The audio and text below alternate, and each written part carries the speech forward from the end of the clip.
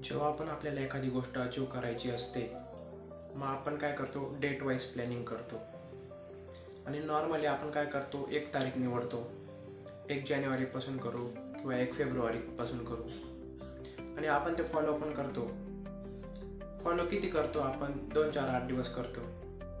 आणि मग आपण काय करतो, आपल्याला ती नॉर्मल लाईफपासून म्हणजे ती वेगळी लाईफ होते आपली, म्हणजे ते आपल्याला बोरिंग वाटायला लागतं. मग आपण ते ड्रॉप आउट करतो. कारण की कसं, जर सपोज आपल्याला 1 तारीख आहे आणि आपल्याला आलेला विचार आहे 25 तारखेला, मग आपण काय करतो, थोडीफार प्लॅनिंग करतो आणि मग 1 तारखेपासून ते सुरुवात करू बुवा असं गृहीत धरतो. मग काही लोक तर 1 तारीख केव्हा येते केव्हा निघून जाते त्यांना पण कळत नाही. आणि काही लोक जे असतात ते फॉलो करतात 2 4 8 दिवस, मग परत त्यांना बोरिंग वाटायला लागून जातं. मग ती लाईफ परत थांबवतात आणि आपली नॉर्मल लाईफ जगायला लागून जातात.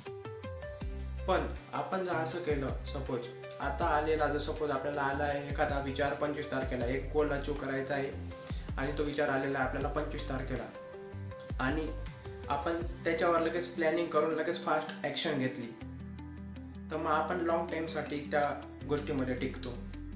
आणि म्हणजे असं नाही की बुवा त्या गोष्टीमध्ये तुम्हाला सक्सेसच मिळेल, फेल्युअर पण मिळू शकता. पण फेल्युअरचं कसं असतं माहिती आहे का, तुम्हाला फेल्युअरमध्ये तुम्हाला एक लाईफ लेसन मिळतो, म्हणजे काय गोष्टी केल्यामुळे आपल्याला फेल्युअर मिळाला होता. मग तुम्ही असं म्हणजे ते एखाद्या वेळा ती गोष्ट ड्रॉपआउट पण केली लॉंग टाईममध्ये, पण मग तुम्हाला ती सवय होऊन गेली असते, ती कन्सिस्टन्सी होऊन गेलेली असते, त्याच्यामुळे मग ती परत करावी तुम्हाला वाटते. मग फर्स्ट अटेम्प्ट जातो, सेकंड अटेम्प्ट जातो, म्हणजे असे 2 3 अटेम्प्ट सपोज गेले, पण मग तुम्ही त्याच्यामध्ये कंटिन्यू राहता, त्याच्यामुळे तुम्हाला सक्सेस मिळून जाते. सक्सेस मिळण्याचे चान्सेस 100% राहतात. त्याच्यामध्ये तुम्हाला सांगायचं एवढंच आहे की जर आज आपल्याला जो विचार आलेला आहे तो उद्यावर लोटायचा नाही. उद्यावर लोटल्याने त्याच्यामध्ये आपल्याला सक्सेस मिळण्याचे चान्सेस काहीच राहत नाही.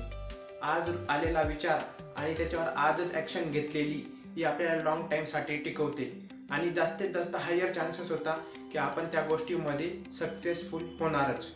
व्हिडिओ आवडला असेल तर एक लाईक करा आणि एक सबस्क्राईब करा, आणि जास्तीत जास्त लोकांपर्यंत शेअर करा. थँक्यू.